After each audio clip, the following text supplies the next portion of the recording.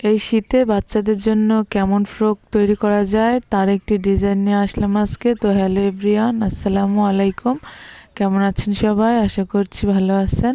আমিও আলহামদুলিল্লাহ ভালো আছি। তো আমি ফ্রকটি প্রথমে কেটে নিচ্ছি। এই ফ্রকটি রুমাল পাট করে কেটেছি আমি, অনেক ঘের হবে আর কি। তো এই তো অনেক ঘের করে কাটার পর আমি বুকের পাটটুকু কেটে নিতেছি। তো হাতা কাটলাম, গলা কাটলাম, এগুলো কাটা শেষ হলে হাতাটা আমি একটু কুচি কুচি করে ডিজাইন করব। তো দেখতে থাকুন, অবশ্যই বুঝতে পারবেন। ভিডিওটি শেষ পর্যন্ত দেখার অনুরোধ রইল। তো এখন আমি কুচি করব, সেই কাপড়টুকু কেটে নিলাম। আর গলায় বকরম দিতে হবে, এর জন্য কেটে নিলাম। গলায় সিম্পল একটা ডিজাইন আছে, আপনারা শুরুতে অবশ্যই একটু দেখেছেন। তো আমি কুচিগুলো করে নিলাম, গলাটা করে নিলাম। এখন আমি এগুলো বসাবো। তো এই গলাটা নর্মালি যেভাবে বসাতে হয় সেভাবে না বসিয়ে উল্টো দিক থেকে এনে মানে সামনের পাটে দিয়ে কুচিটা ভিতর দিকে বসিয়ে তারপরে সেলাই করতে হবে। তো আমি একবার সেলাই না, এখানে একটা সেলাই করে মেরে নিয়ে তারপরে আরেকটা সেলাই দিয়ে দিয়েছি।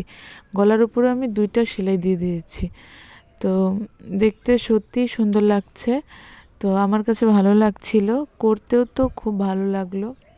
তো এখন আমি বডির মাপটুকু মানে সব মাপ অনুযায়ী সেলাই করে নেব। এটা নিচের পাটটুকু। তো নিচের পাটটুকু সেলাই করার পরে তারপরে দুইটা একসাথে লাগিয়ে নিলাম। তো লাগানো হয়ে গেছে। এখন আমি একটা ডিজাইন করব। এটা নিচে আমি এর জন্য কলম দিয়ে একটু হালকা করে দাগ দিয়ে নিয়েছি, যাতে আমার সেলাই করার সুবিধা হয়। তো এখন আমি আমার কুচি তো আগে করা ছিল, সেইটুকু আমি লাগিয়ে দিচ্ছি। আগে উল্টাভাবে লাগিয়ে পরে ঠিক করে আর কি হাত দিয়ে একটু চেপে চেপে সেলাই করে নিতে হবে। তারপরে এই তো সেলাই করতে করতে এটুকু কমপ্লিট হয়ে গেল। তারপরে আমি এখন নিচের কাজটুকু করব। নিচে চিকন করে আমি সেলাই করে দিয়েছি। চিকন করে সেলাই করার পরে আমার হাতা বাকি আছে, তো হাতাটা করতে হবে। এখন আমি হাতার কাজটুকু করব। হাতায় হালকা কুচি দিয়ে নিচ্ছি, দেখুন কিভাবে করছি।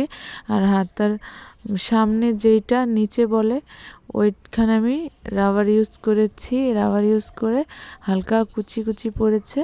তো এখন আমি হাতাটা লাগিয়ে নেব। লাগিয়ে নেওয়ার পরে অবশ্যই আপনারা ফুল লুকটি দেখবেন, আপনাদের কাছে কেমন লাগলো অবশ্যই জানাবেন। তো আমার চ্যানেল বা পেজের সাথেই থাকুন। চ্যানেল হলে সাবস্ক্রাইব করে রাখুন, পেজ হলে ফলো করে রাখুন। আর নতুন নতুন ভিডিও আপনাদের সাথে শেয়ার করতে যাচ্ছি। তো ধন্যবাদ।